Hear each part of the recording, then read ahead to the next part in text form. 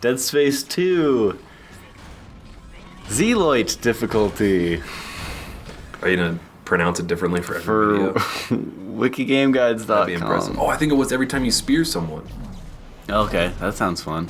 I think that's a good one. Well, I've got my beer right next to me. I don't have a beer on me. I need one. Schematic. Yeah.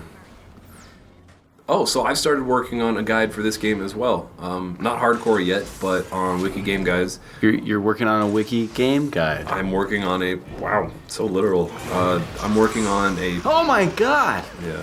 Don't you hate needles in the eye?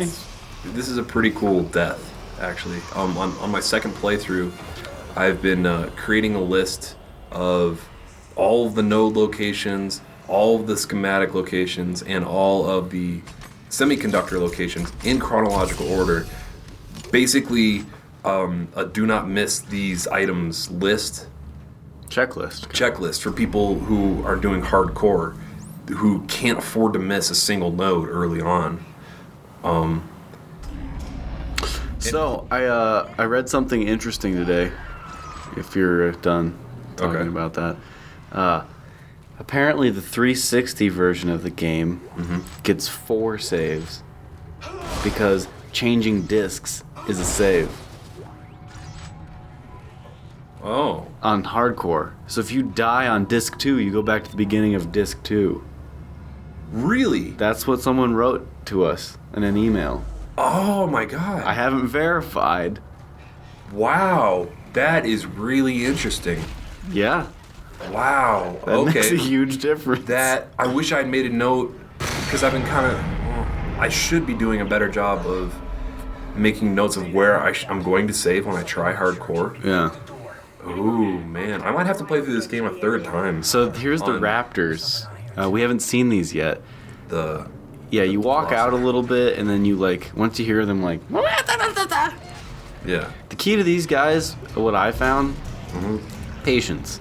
Yes. They'll run straight at you. You just have to wait for them to do it. Yes. And if you kind of, like, walk back and forth, kind of makes them...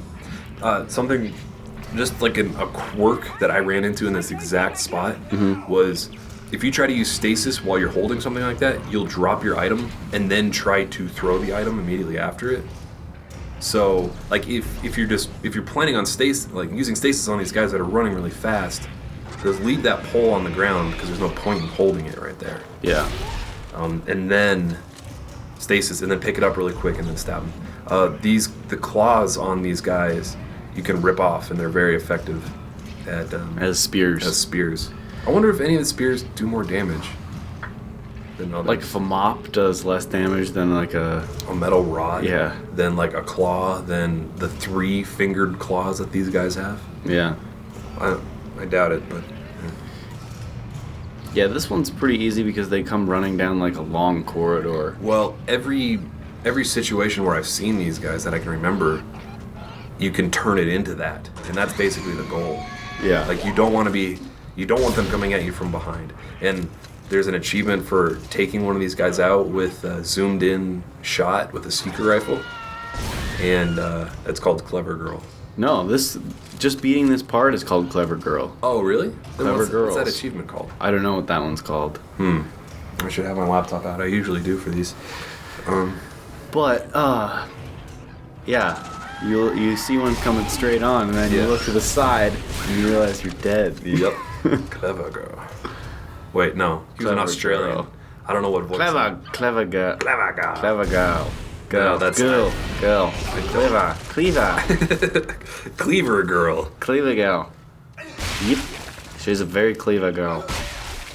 That was pretty good, I think. Having not really known many Australians and only heard voices on TV. Yeah. So, that was a lot of stabbing. That was 3 drinks, I think. Oh, I need to get a beer between this next video, which I said I was going to do after the last video. Anyway, so towards the end of the last video, we were talking about, there's a note at the top of this elevator.